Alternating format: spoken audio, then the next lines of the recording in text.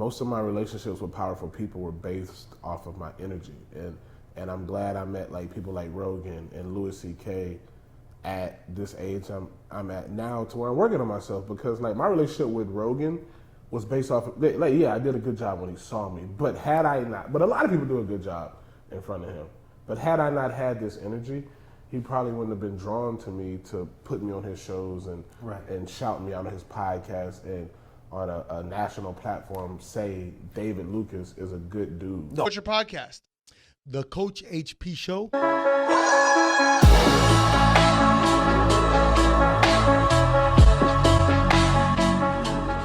love it. Coach HP. HP, I like it, what man. a vibe. You got a great vibe going on. We're happy we can meet you. Great energy. 3, 2, 1, boom. What's up, everybody? It's your coach. Welcome back to the #1 positivity slanging podcast on the internet. Right now, the Coach HP Show. Today I told him that when I saw him. 2023, you're going to be the biggest comedian in 2023. That's your year, man. Thank you. My man, David Lucas. David Manuel Lucas, that's my full name. David Manuel Lucas. Yeah. Not too many Cubans that have a Lucas last name. It's an adopted last name. Oh, it's an adopted last name? Yeah, my daddy was adopted. Yeah, by the we go. Lucas family. He actually, my adopted great uncle is Frank Lucas. No way, American bro. Gangster, yeah. Look at that. Yeah, it's adopted. I don't talk about it too much. True or false? The greatest joke ever said is, I don't think unemployed people should be allowed to drink energy drinks. What do you think of that? I mean, that's one of my jokes. It is a great joke. Rogan really loved it, but How'd you think of that, bro? I can't even explain my creative process, because I feel like, you know, people that are like naturally talented and stuff, they can't explain where they got it from. Like if you're good at baseball, Right. Obviously you have something that makes you better than the other person. Like, yeah, you get a gift, but then you have to hone it in, you have to work on it. So that's kind of how I feel about my joke writing process and my creative process. Like, ideas just pop in my head, and I just think about stuff like, why do unemployed people drink energy drinks? What the fuck are you getting? What are you getting all pumped up for? Dude, you have, as I look at you, and I have a thing that everybody that I sit down with, I go, okay, why is this guy winning? I want to share why he's winning. And then I want to share with you why I think you're winning and the tools that you have that are just like lethal, right? And one of the things you have that everybody that's funny has is you have a great laugh. Yeah. Right? Like your laugh, it brings more laugh. Right. And it's also like, you know when the rappers go, yo, it's like a tempo thing. Right? Did you notice that? Have you always had that? And when did you go, bro, my laugh is on point to do some crazy stuff? Well, I started like the type of comedy what I do now is kind of like bold and in your face, and it's kind of like the truth of what everybody else won't say. And I started like feeling like that was me probably like 5 years ago, when a lot of comics were like, you know, and a lot of people like who had like big agencies were like, bro, you are too much. Like, people are not gonna be able to digest you. Like, that's like bold. That's like, you know, you're gonna scare people. Right. So I would do it, and sometimes it'll be hit or miss, or, you know, sometimes it'll be a lot of misses. And then I started smiling when I tell these horrible jokes, you know, maybe about abortion or about, you know, me being touched as a kid, and I laugh with it, and that makes people more comfortable. It's kind of like if you're in a room and you see an old person fall. The first person to laugh makes everybody else laugh. Yeah. So once you break that barrier and, you know, that laugh comes, everybody's like, oh, this is cool to laugh at. Let me laugh at it. So that's kind of what I do now. Like, I'll smile, even though I'm talking about something crazy, or I'll laugh. No, but that laugh is gangster, bro, because it like cancels the two weapons you have that are like killer. And I wrote it down there is the laugh and using the N-word. Because every time you use it, it's like you paralyze them. Right. It's like you're a scorpion. You're like, yeah, watch this motherfucker. Bam. And it's funny because the N-word does to you, like, to me, it's like the word bro. It's like, it makes us comfortable, you know? And you have incredible comfort. Like, when you, as I analyzed the Kill Tonys at the beginning, you walking up to the mic, probably by the second time or the third time, I saw you walking up to the mic, and it reminded me of, remember Suge Knight when he walked up to the mic with Yeah, Snoop, yeah. and he's like, anybody want to be all up in the video in New York? Come to death, like with Right, confidence. Right. That confidence. Yeah. Right? I mean, confidence, bro. Audiences, they're kind of like dogs. You know how they say dogs can smell fear? They can smell fear. So if the audience feels like you don't believe what you're talking about, why? If you don't have confidence in what you're saying, why should they have confidence in what you're saying? Like, I would say confidence is 80% of the battle. You know what I'm saying? So you definitely got to have that confidence, especially when you do jokes like me. You know, like I do bold jokes where you got to be a strong-minded, strong-willed individual to do them. You can't be some, beta male telling. No, and I love it. And you go against betas all the time, right? Yeah, man. And that wasn't, how old are you? Because you're like, what, 31?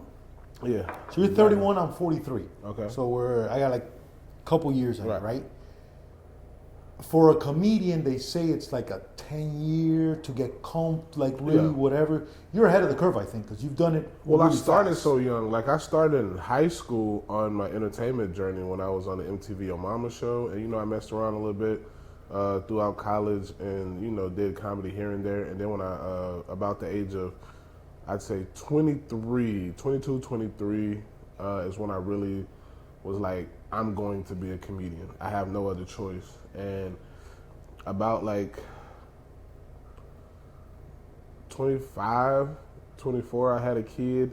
And then when I was like 25, I took 2 years off because I was like, fuck, maybe I'm not supposed to be a comedian. Those 2 years you took off, were you like hating life all the time? Like, bro, I'm not doing what I'm actually, doing. my youngest daughter's mom, she realized. She's the one that got you in the mix, right? She told you she got your back. So it was like going into year 2 of me not doing comedy, or a year and a half, something like that.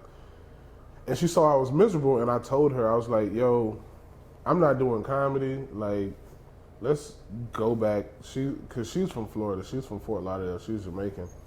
And I was like, let's move to Florida or Georgia. Like, there's no reason to be in California paying this astronomical Where were rent. you living in LA? Studio City.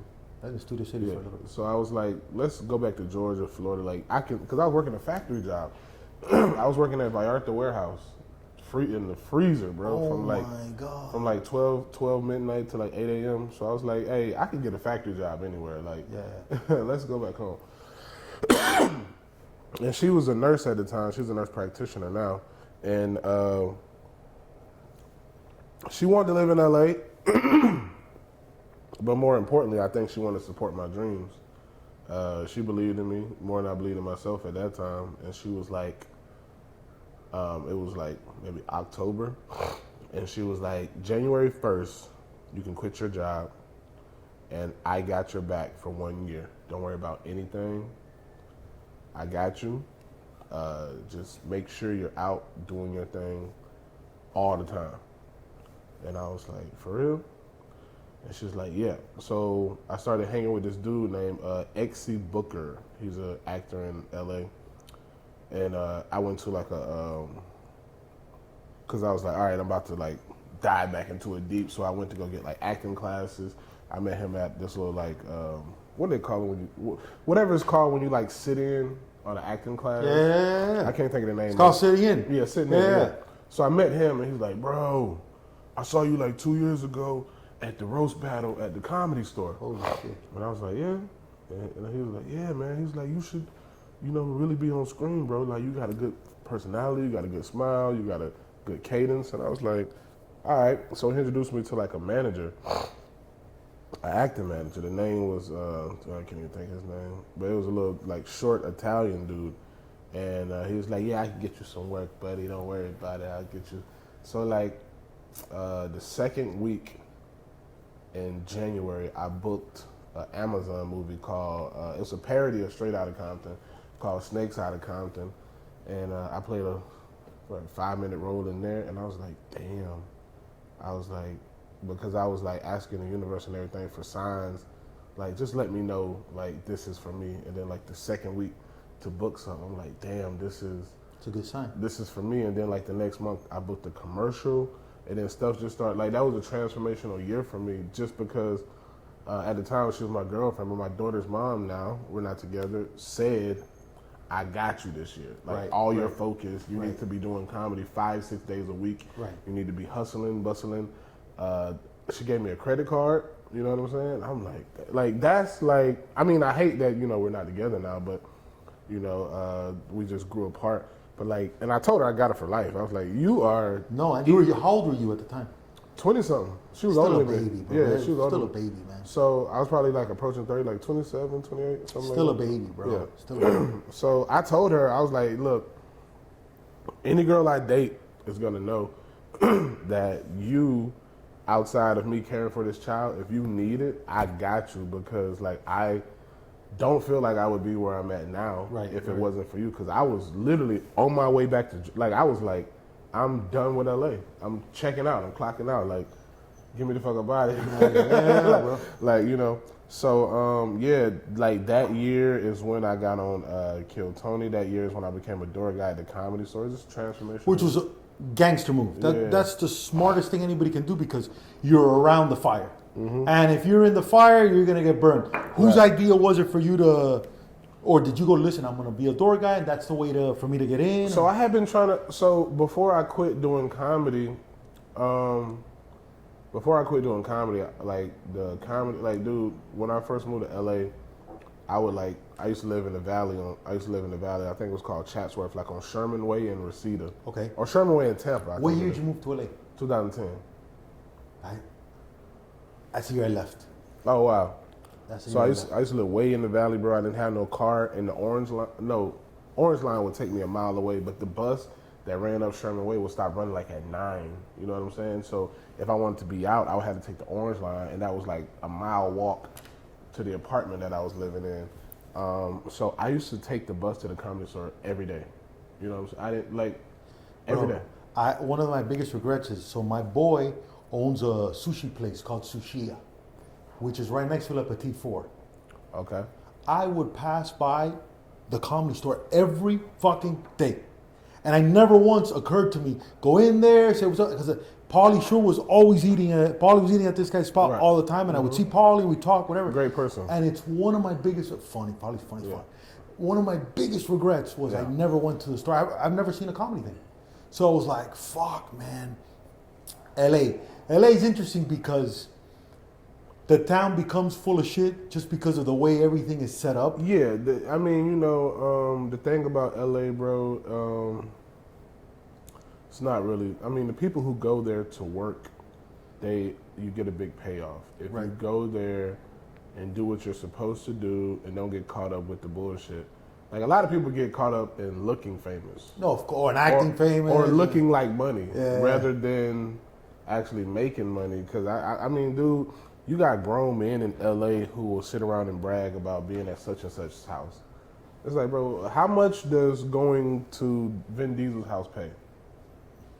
How much does that pay? Like, I don't give a. That's not my house. Right. I'm not gonna sit here and fantasize and get horny over somebody else's crib. I'm trying to get my own mansion. Yeah. So what did you talk like? People like that, I kind of just strayed away from because they were more concerned about looking famous than actually like getting money, and I always was like money focused. You know what I mean? Smart, bro. Like, And also, what happens is too is that you're a kind of guy that you could tell you don't give a fuck. Yeah, I don't give a See, fuck. because you got lucky. You don't have that.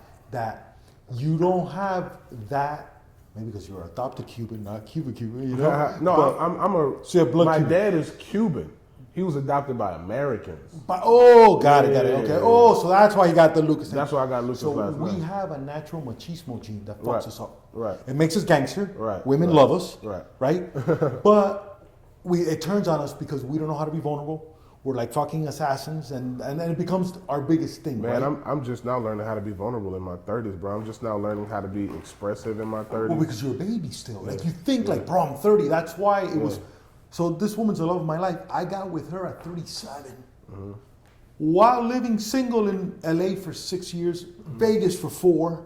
Yeah, you know what I'm saying? In LA, bro, the thing about LA, bro, there's so many, and you probably wouldn't. I'm sure you date in LA, bro. If you can make it with somebody in LA for 3 years, that's a lifetime That's 30. anywhere. And anywhere. especially now, because when I was there wasn't people on YouTube. Right. YouTube didn't exist, so it wasn't like these TikTokers and this. So now it just became even more of the thing.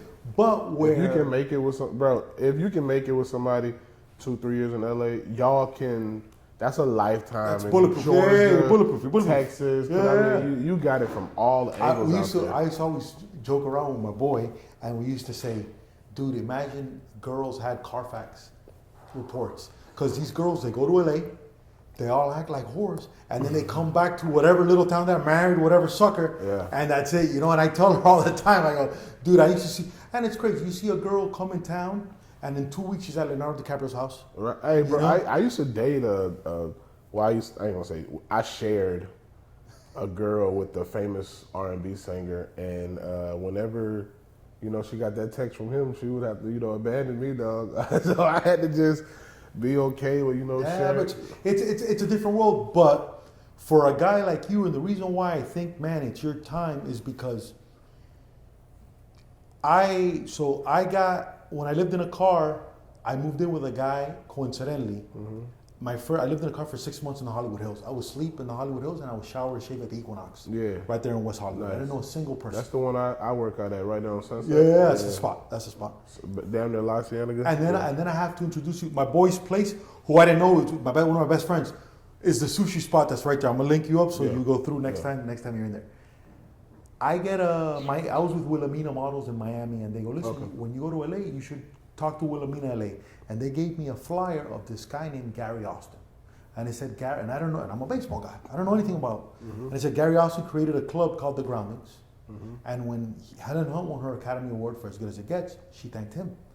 So I go to that class, 6 months into it, first person I talked to, and the dude is wearing a retro Houston Astros baseball jacket, right? And the reason why that's interesting is because when I had George Lopez on, George Lopez's birthday is April 23rd. Okay? When I had him on, he always says when you compare stories with people, like about your life, a mistake a lot of people make is you go, oh, this was my tragedy. And I go, oh, that's not a tragedy. Look at mine. And everybody fucks up the level of tragedy because instead of embracing each other, they fuck that up. Bro, I was worse. My growing up with stuff like that. Like, man, I lost my toe. Bro, I lost my foot. I lost my foot. Bro, you don't even use it. Bro, you don't use your toe, bro. But look at my foot. I'm a kicker. That's not bullshit, right? So the irony of all this is, so George Lopez was born April 23rd, right? Your dad was born April 23rd, 1950. My dad was born April 23rd, 1950. Okay? My dad prepared me for everything in life except to deal with him. So he abused the shit out of me. That's how, in same front upbringing. of everybody. Right. When I failed at baseball. And when you look at the numbers in baseball, I was one of the best kids. Bro, you're gonna fail 6 times. And my dad would close fists like, fuck me up. And everybody knew it, including my mom, and nobody did anything. That's how I was raised by my grandfather, and he was very abusive. And I mean, in a way, that abuse made me to be able to handle anything in LA. But the way he raised me is great to make money, to become successful, but a lot of your personal relationships fail. Because you're gonna be a robot. You're gonna be you're gonna be Rambo. Yeah. You're literally, oh bitch, you're not gonna come at 10 o'clock? I'll see you later. Exactly. You become gangster like that, right? You look at, like, I used to have that problem. I used to look at everybody as disposable. Right. You know what I'm saying? Like, oh, fuck you, bro. Whatever. Oh, you're my friend with a Benz, I'll get a friend with a Lambo. You know what I'm saying? Like, everybody's disposable because I didn't care. You become a robot. Yeah, you become a robot. And when people start to love you, they're like, you don't know how to accept David, it. you have no feelings. Like, how are you going to tell me to go fuck myself? I just, whatever. So, but it's the yin and the yang. They prepared us for whatever, but you got to deal with that, right? As you talk to me about vulnerability and stuff like that, what have you learned? What have you, like, now that you're, because not only are you successful now, you're getting more successful, but now you're getting fame. You're with the right team. You're playing for the Yankees now, buddy, you know, or the Bulls in 92, 93, because you're wearing the Rodman thing, 98. What have you learned?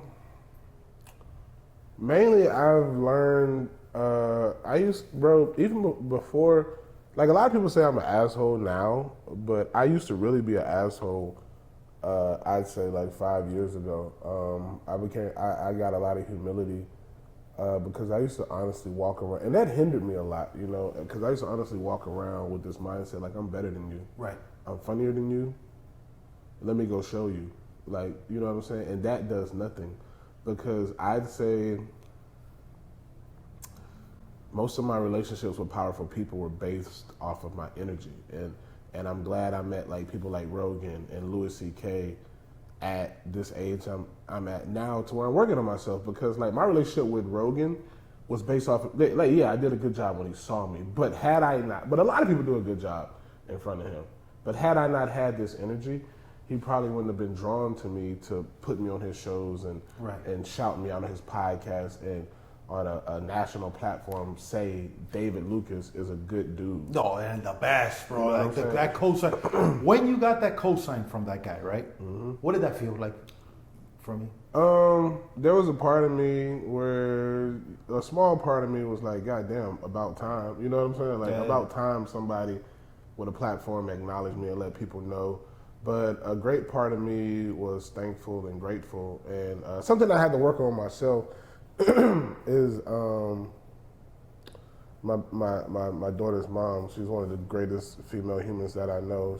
I still talk to her like she's my best friend. She'll forever be my best friend. She tells me like, you never take in what you accomplish. Like if you win an Oscar, you're like, all right, let me start working again. She's like, you don't bask in the fact that you would just win an Oscar or a Grammy. She was like, you're like, all right, let me go get the next thing. Instead of like, God damn, you just accomplished winning the Oscar, you know? So I reflect a lot more now. Like I'll have my guy, Brian, shout out to Brian, he'll post like all my stuff on like social media. And like, I won't think about it then, but then when I get alone time, when I'm like at home, or like on a plane, I'll go look at, you know, my posts and I'm like, oh damn, that's dope. Like Rogan shouted me out. One of the most influential humans has shouted me out. Everybody watches podcasts. The guy. Your day to day. What does your day to day look like? So let's say like today, right? So today you're here, but you're performing tonight. Mm-hmm. What do you do during the day? Are you that automatic that you know you're set already, that you don't have to worry about that? Or? I honestly, I wake up, I'm more focused on my health now because I got kids and I want to be around a long time. So like I wake up and go sit on my balcony and kind of like just soak the sun in. And then I ordered a bike. So I ordered it's not a Peloton, but it's the competition of a Peloton. Called Yo Soul. It's like $500 cheaper. So I'm putting that in my living room. So when I wake up, I'm gonna immediately get on that bike and do like 20 minutes to start my day. You know, after I soak in the sun, do 20 minutes. I'll take my protein shake, my supplements, and then kind of have like a meditative session, like depending on how much time I have. Because I normally, like even if I'm up to like 3 or 4, I automatically wake up between like 8:45 and 9:30. Nice. 9:30 is late for me. It's normally around 8:45. I do that. I'll go look at my calendar. You want water? Want me to get you water? No. You sure? You good? I got back here and it's cold. It was hot where I was at, so the change in weather is messing with my throat. It's all good. So yeah, I look at my calendar and see what I got to do today. And I'm like, all right, I got to do this. Where can I fit the gym in? And I go to the gym. I try to go to the gym at least 6 days a week for at minimum 30 minutes. Like I'm like, all right, if I only got 30 minutes, I'm gonna walk on the treadmill for like 20 and lift weights for 10 minutes. So I'll do that and then start my shows. Like I like to work every day. I like to be a workaholic. I love that. I feel like, you know, you work hard, 20s, 30s, 40s, and you chill in your 50s. Hell yeah, bro. Grind while you can. So no, like, especially, really, this is your time. Like, this is your time. When you look at the platform of comedians, right? And you look at the top comedians right now, 2023, like coming to 2023, they all do, by the way, I love, and I think you should really continue doing this. I love you interviewing people, fucking fishing. I love that. Oh yeah. With Hans Kim. I think that's an angle for you. Yeah. Because nobody else has it. No, not only that, but as I do research on you, there's like maybe like 4 interviews on YouTube that you've done. Right. There's the old black dude that you did the interview with. Yeah. The guy who started like, hey, let's practice cutting you down. Like he did it like the white dude that did that he's like, hey, that you did his show, and he was like, hey, let's practice cutting each other down. That you did jokes with him messing around. Oh, Adam Ray. Adam Ray, you did that one too, and then I couldn't find that many. Yeah. And then you interviewed Redman. Is it Redman? Redman. At the thing, and I was like, this dude is good interviewing. Yeah. I saw the one-on-one stuff you do, which I like, but I saw you in the lake with Hans Kim, and I go, that's the move. Right. Because I I'm think just that's... I'm selective with who I cancel interviews. I cancel podcasts all the time. So Really? I'm just selective with who I'm around. Why is that? Oh, excuse me. Can you have something to get? I was going to get you some water. You want another drink? Tequila works better. Thank you so much. Yeah. Yeah, I'm good, thank you. Talk to me. Why are you so I'm just- selective like that? So, like when you hit me up to do the interview, I just kind of went through your page and looked at your stuff, and you kind of just got to get a energy feel for people. Like if I go do this interview, like will this guy soak my energy up? Like will he be an energy vampire? Nah, yeah. You know what I'm saying? Because it's like, no disrespect to you, but it's like I got other things to do today. Hell yeah, You know bro. what I'm No, saying? listen, it's a big deal, but listen, Right. I don't fucking come from Miami Right. to go do Right. something. This is not like a Right, normal, right. like bring my chick, leave my kids. This is a big deal. You know what I'm saying? But I respect that Mm-hmm. because it's part of my hustle. Like I tell my chick, I go, listen, Sorry, what brand or what are you The drinking? Casamigos Reposado. Casamigos Reposado. You know how you said, goddamn, somebody finally gave me a cosign when Joe Rogan did it? I'm gonna be the best at what I do. Damn right. I know it already, And right? that's the only way. But You know what I'm so saying? but look at my week before I heard your content because I feel everything happens for a reason, right? And I'm like, you're probably the happiest on stage. I'm the happiest doing 3 things in my life other than making love to my wife, right? That's number 1. The other 3 things is helping kids out, helping teenagers and young guys, like the mistakes I make, don't do. Speaking, doing research for this interview. I'm the happiest guy. We're going down the David Lucas life. Like I sat there and I'm in heaven, right?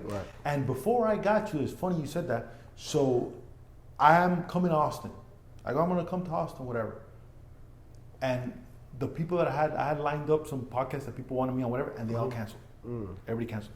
And one of them was a great guy, who runs a random golf club, a guy named Eric Anders Lang, super successful.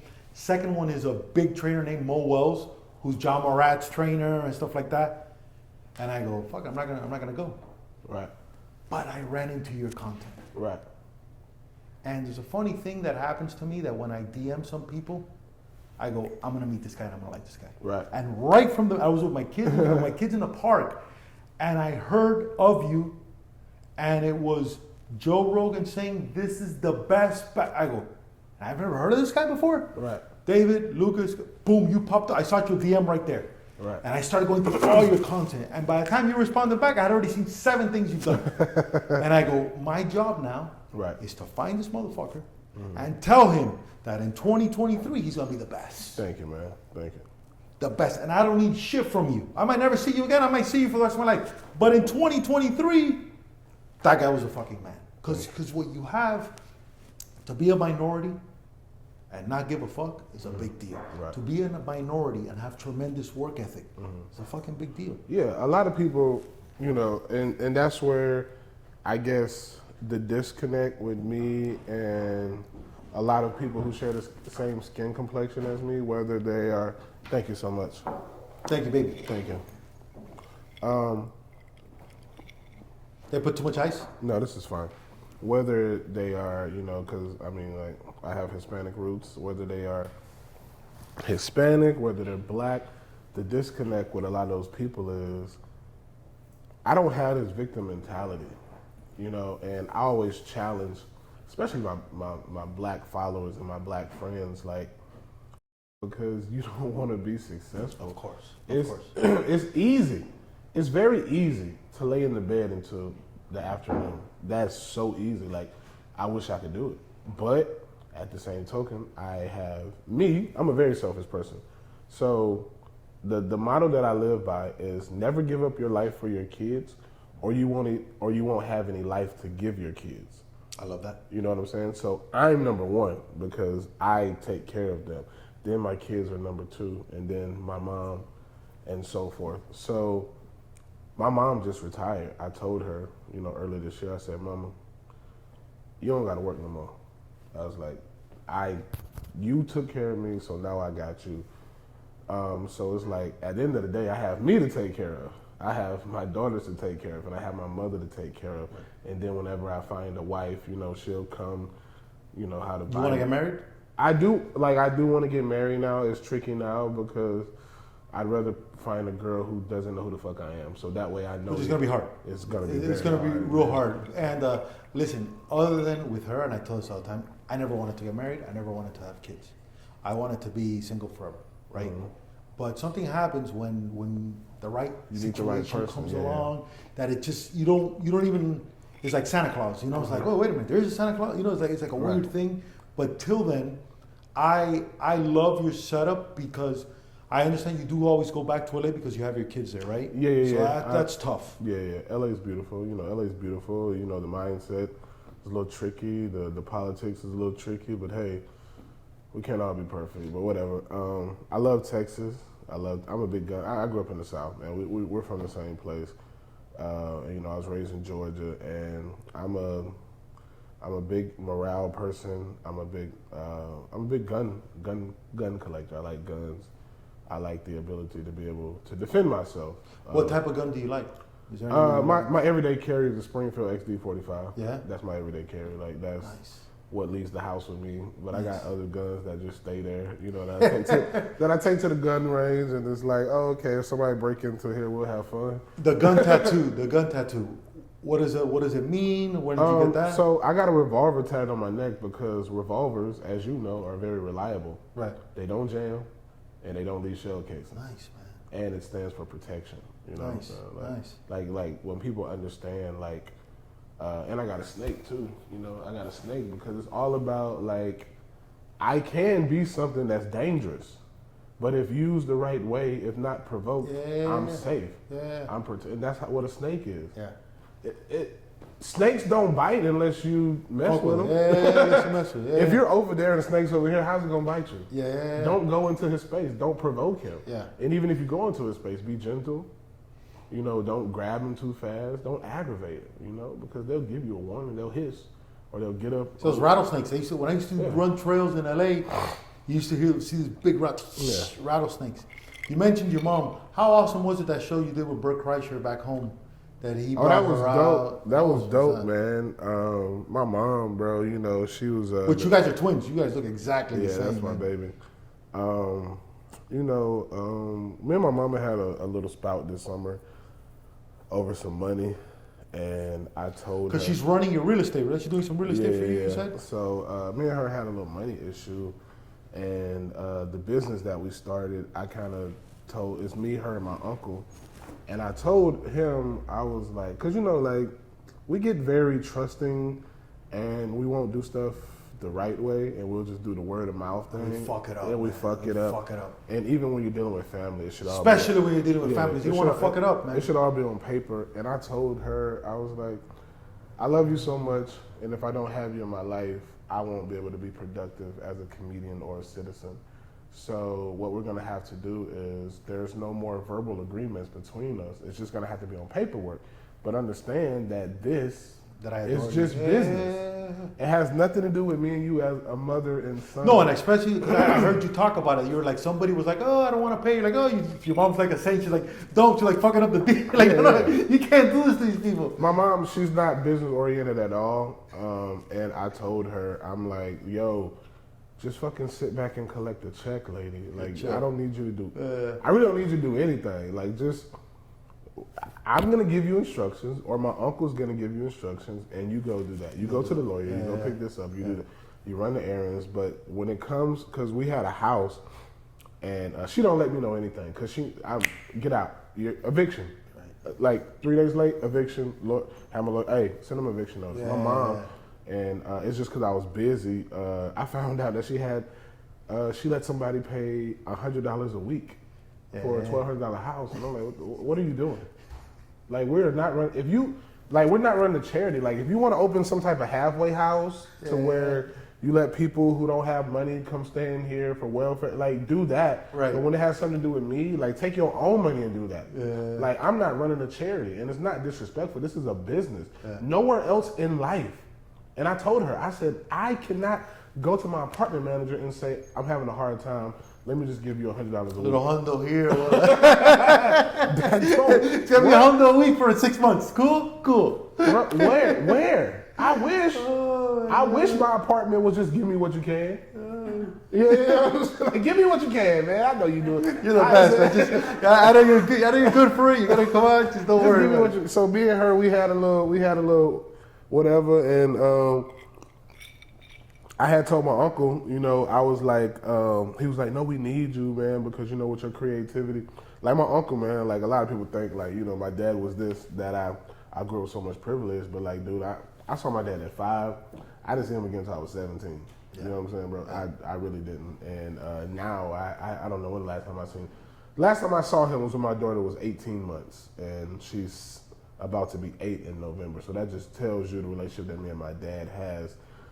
And like, my family on my mom's side, they all do well, but they do Georgia well. You know what I'm saying? It don't take a lot to do like well. It's like a mansion in Georgia is different than a mansion in LA or in Miami. Like, they got like 4-bedroom houses, but it's like that house is like $200,000. Like, they wouldn't be doing well if they were in LA. So my uncle, man, I spent a lot of time in Georgia this year, and I took my mom and my kids on tour with me with a lot of my shows this summer. And my uncle told me, and that's why I stay focused, he said, you're going to be the one to take the family out of the ghetto. He said, you're like, bro, you're going to be the biggest comedian. Yeah. Do you understand? Not forget the one. Right. You're going to be the biggest comedian. Right. Like, you have, because now, if you were 43, I'd be like, you're a baby, bro. and look at this platform. It's like Kobe landing with Shaq. Right. And you're Kobe. Think about that, right? You just landed with, now, as long as you don't fuck it up, you know what I'm saying? This is only, you're the only one that can mess up. If I fuck it up, it'll be because of me. Because you know what I'm saying, but it's like you landed in such a place that all you got to do is shoot. Oh, you want the ball? Here you go, bro. Like this, because you're gonna. And again, the ethnicity plays because here's the irony. I didn't even know you were a Cuban, so you're a Hispanic black dude that has work ethic, that believes in safety, that believes in get off your ass, no excuses. That doesn't exist in comedy, Dude, come bro. on, That's man. very it's like this of you, right? Mm-hmm. So as I look at, like I was saying, you don't do many podcasts, but your podcast, right? Your thing, because it looks like everybody has a formula now. That's right. Whether it's Brandon Schaub with what he has, and Schultze and Theo Vaughn, whatever. More of Lucas is more winning, right? What are you thinking about doing? Do you think about, have a little studio with your thing? Yeah. How are you thinking about this? So, I built a studio in my apartment here in Austin, and that's where I recorded my solo The solo podcast. It's picking up steam. I'm like at my 5th episode, and I'm consistently doing like 15,000 on YouTube and like 30,000 downloads a week. And it's just, repetition, just putting it out there and getting better because I don't have anybody to feed off of. So it's 45 minutes of just me. Are you going to start to do guests at some point? Is that your plan, or you just want to keep going solo? Yeah, I'll do guests. It won't be able to be at my house because it's set up for solo. But that's what I'm thinking about because, listen, at some point, you're going to need a team around you. Yeah. Because you're almost there because, like I said, you're in Utah this weekend, you told me, right? Salt Lake City. You need a crew around you recording, bro. Yeah. Because you're a hit every fucking where you go. Mm-hmm. You're gonna go to the local pizza place and you talking shit there, that's a fucking hit. Right? And then you before stage talking shit in the green room, man, hey man, you're this N-word this, man, you little bitch, you little gay cowboy. All that is a hit. Right. But nobody sees it. We don't see that. So that's why if we add that to your repertoire, oh my God, yeah, bro. It's that's pretty much it, bro. Like when I become a big comic, I definitely will vlog my tour. No, you're already a big comic, bro. Yeah. It's just you haven't gotten. You're already big. Mm-hmm. It's just now whatever. It's gonna be Utah. You know what's crazy, bro? This weekend, I kind of realized like, oh damn, you are like a name, bro. Like I'm doing a week of shows in Winnipeg, Canada. Most people haven't even heard of that. Yeah. And I'm 80% sold out for the week of See Thanksgiving. what I'm saying, bro? You know, so it's like, That's oh crazy, wow, bro. It's gangster, man. It's I'm like, gangster. wow, like but you, what we gotta do now is like, okay, let's document this shit. right, Because that's what all these other guys are doing, and they're not fucking as cool as you are. Right? And the thing is, nobody's doing it on your level that has your thing. So what I would do is, bro, give me okay, cool. Pay a camera person to fucking record me, edit it, whatever. I'm gonna just talk shit to that camera, and I'm gonna fuck around, and I'm gonna go bass fishing, and I'm gonna go with some hillbillies, and I'm gonna start bass fishing. I'm gonna fuck around with them, because you could do on the street interview, you could do funny shit, you could start saying jokes, you could laugh, and now it's funny because the amount of people that are gonna recognize you, they're probably not gonna be unless you're in the comedy world. Right. But as you go famous, you know what I'm saying? You're like, oh shit, you're Davis. Look, yeah, man, I'm here to fish, bro. Let me see what we're gonna get here today. And they don't think you can fish. right. I just think that's so. And when I looked at your contest, I go, bro, if I was this guy, I fish. My buddy, shout out to Jay out here. Jay, my boy Jay. He's a pro fisherman, man, and I fish with him quite a bit when we have time. And he rates me a 7 out of 10 for fishing. really, that's Yeah, good. Yeah, that's fucking pretty good. Yeah, so That is good. yeah. You like the Hans Kim thing, bro. That guy, same thing. You know, you don't see many guys that look like him Right. in comedy, but your ability to be comfortable in yourself, Right. right, while people make fun of you, Right. right. Is that something you've always had, or did you like say, okay, if I'm gonna start fucking around with people, I gotta be able to take it too? I mean, bro, I grew up in a house of shit talkers. You know, bro, my granddaddy, speaking of being, you know, how I was reared, my granddaddy was just a shit talker. And he in did Spanish or in English? English. That's my mama's dad. Oh, your mom's dad. Okay, yeah, okay. yeah. I met, well, my dad says I met his parents. They died when I was like 4 or 5. So I don't really remember them. Right. But he swears that I look like his mom, but I look exactly like my mom. No, like your mom. You guys are twins. I saw her when they brought her up stage. You guys are twins, Right. man. You guys are twins. So, my granddaddy was a big shit talker, bro. Like, you know, he called me a faggot growing up, and it had nothing to do with gay. Yeah. It was just because, you know, I didn't want to do something that he deemed manly. Yeah. So, like, I had thick skin from the beginning, man, because my granddaddy used to be in charge of cleaning apartment buildings, and in Georgia, a lot of the apartment buildings, the old ones, they're built like from 4 feet up. So they have like this under space of them where they run the plumbing and the electrical and things like that. And they would have like a cement foundation, and animals could get up under there. And sometimes animals would get under there and die. And he'd be like, hey, go in there and get that raccoon. I'm like, hey, I ain't going to get that fucking raccoon. Right. What are you talking? I'm not getting paid for this. You are. And he'd be like, what, you a faggot, boy? You know what I'm saying? Yeah. So, like, bro, I mean, I grew up in that generation, dog, where, you know, they didn't know smoking was bad. Like, dog, I was around my granddad smoking Tampa cigars. Wow. You know what I'm saying? Like, around me as a kid. Damn. Like, that's a fond memory. That's how I remember my granddad with a cigar in his mouth. So, you know, I grew up in that generation where they smoked around kids. Like, when we got sick, they would give us turpentine. They would give us, they smoke in the house. They would, I remember my dad would smoke in the house. They would give us whiskey, and now my baby mama's trip if I vape around my Yeah. kid. I'm like, girl, I grew up around cigar smoke. And they're like, yeah, look at you Look now. at you now. I'm like, I'm a great human. What are you talking about? David, the balls to go after Tony in the Kill Tony, right? Which is what made you. That's where everybody else sits there, takes the abuse, and they go with their hands with it. Like, you're like, no, motherfucker. You're like Brokeback Mountain #2. You fucking take dick in the ass and just fucking crush, right? Did you improvise that? Did you go, oh, I'm just gonna go hard at this guy? Did you think about it before? So the first time I was on Kill Tony was a year before I became a regular, or maybe a little less or a little more. I can't remember, but it was around a year. Sorry. No, do you think?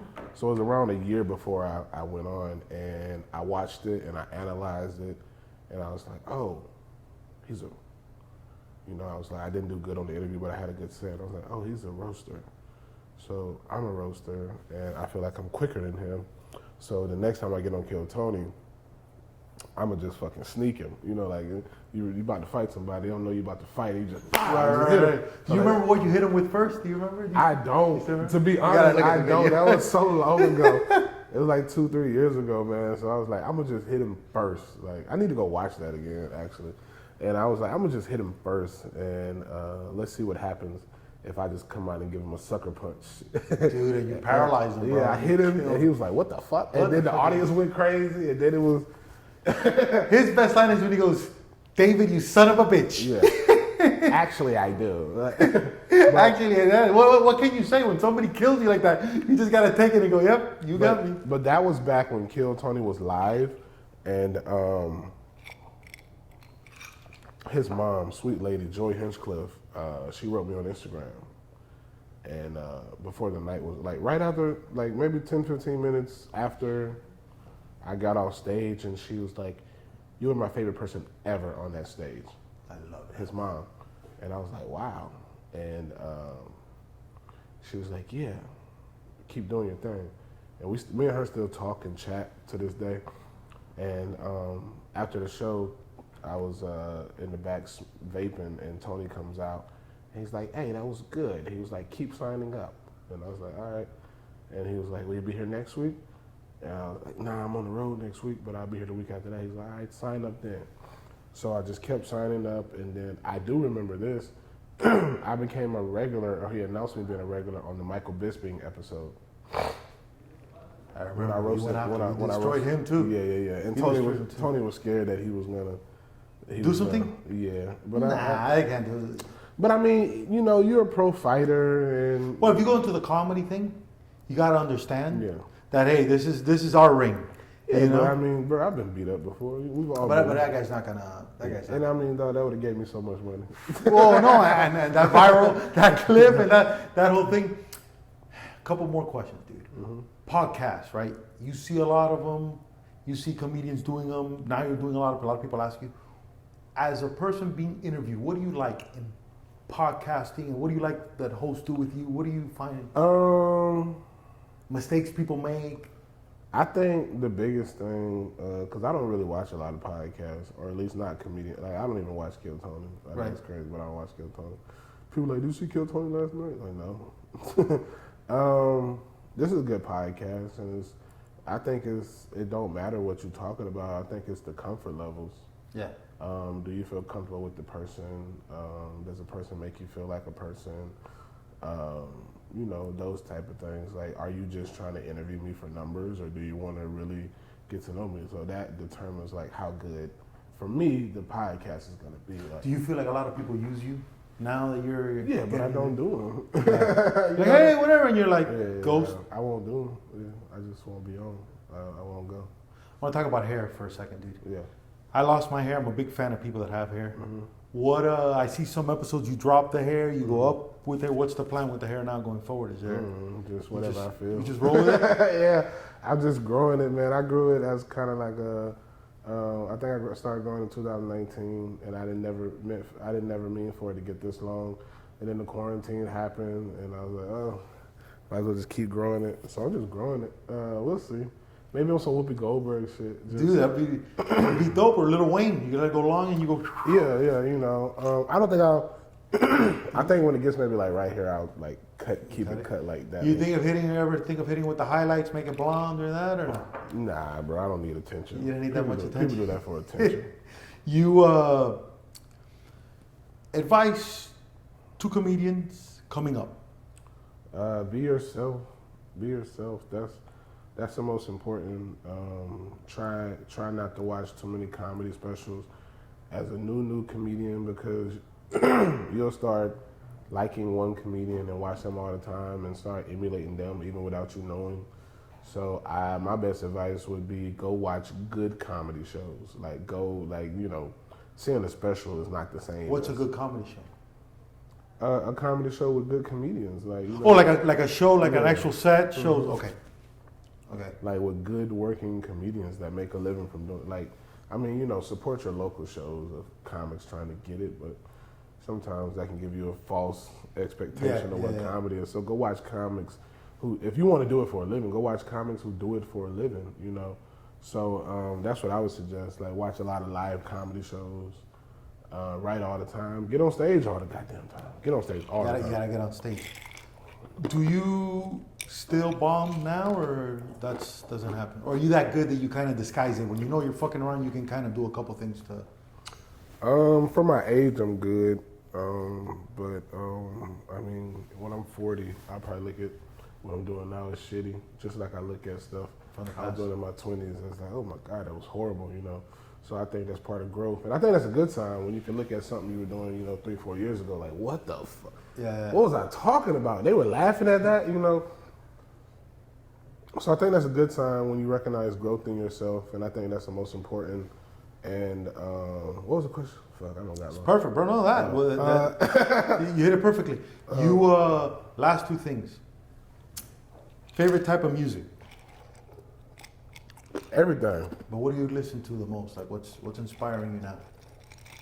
Like when you work out, or when you before you go on. If you could have a song before you go on stage, what song would you put?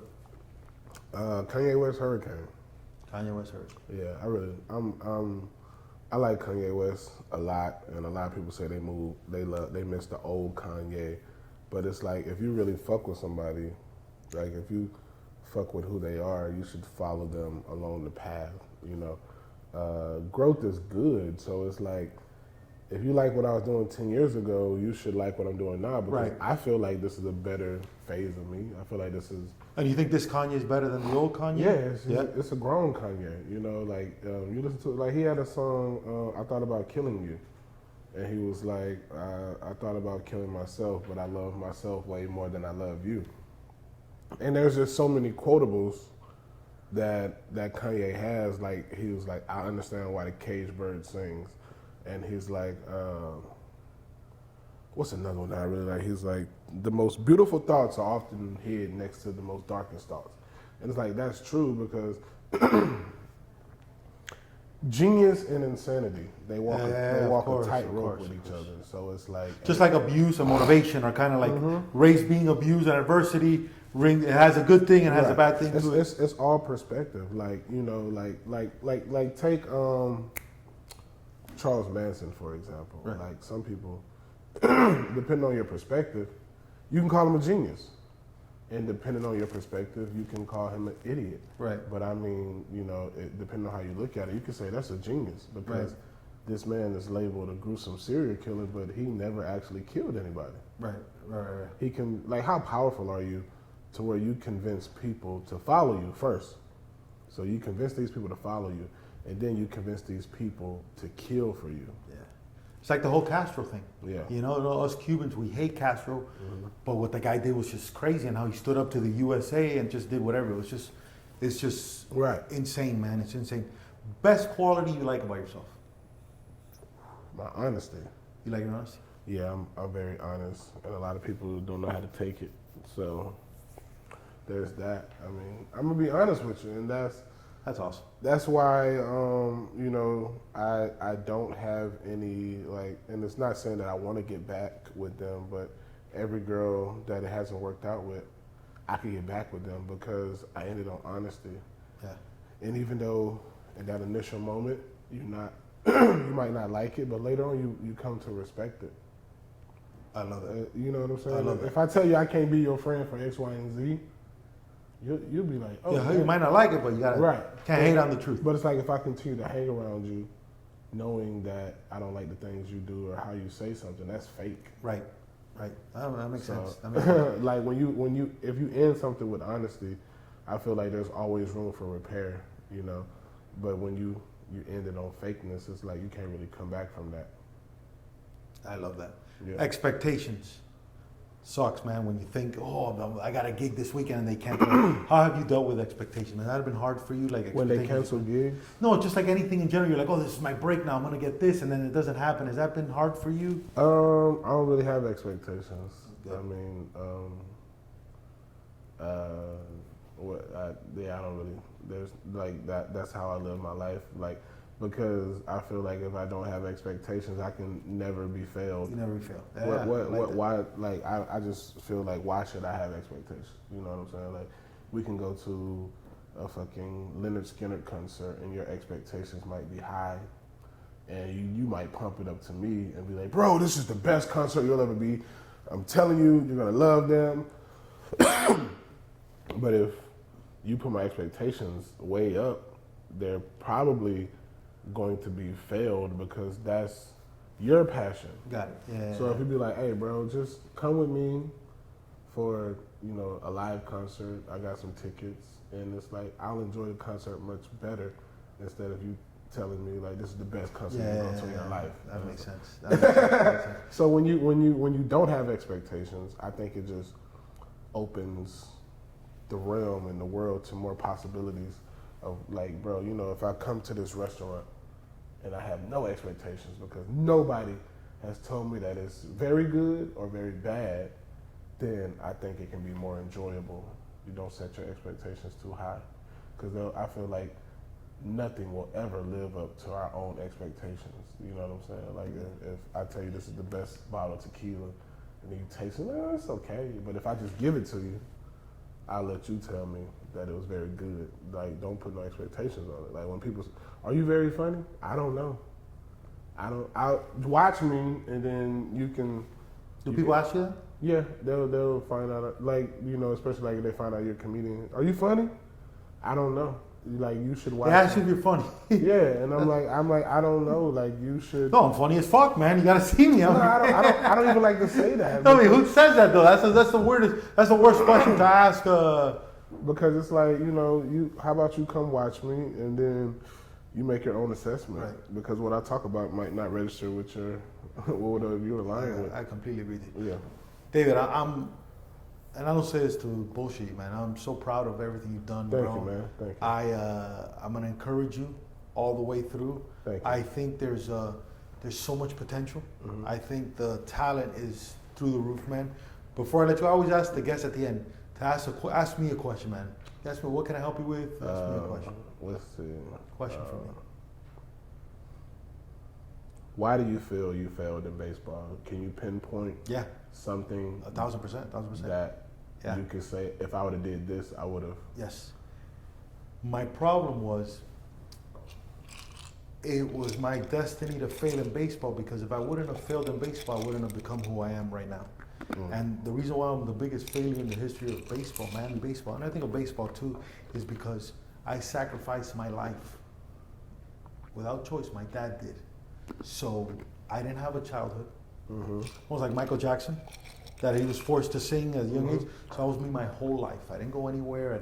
We didn't celebrate anything. It was all baseball 24/7. But I got the shit beat out of me also, and I got abused verbally and physically a lot, right? And the reason why I'm a failure is because when I should have been the guy, it'd be like you being prepared to be a comedian your whole life. And when it's time for you to be on stage to make it to the big leagues, you suck.